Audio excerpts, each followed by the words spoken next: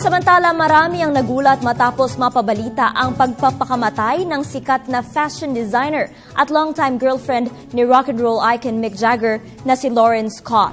Bumahan ng pakikiramay mula sa Hollywood celebrities tulad ni Naomi Campbell, Rachel Roy at Nicole Kidman. Samantala, labis daw na nasaktan ng partner ni Scott na si Mick Jagger sa pagpanaw ng designer. Kasunod nito ang pagkansela ng banda ni Jagger ng kilalang bilang Rolling Stones sa kanilang concert sa Australia. Ang 49 anyos na si Scott o Laura Bambro sa tunay na buhay ay natagpuan umanong patay sa kanyang apartment sa Manhattan, New York. Patuloy naman ang investigasyon, ngunit naniniwala ang pulisya na walang foul play sa nangyaring insidente.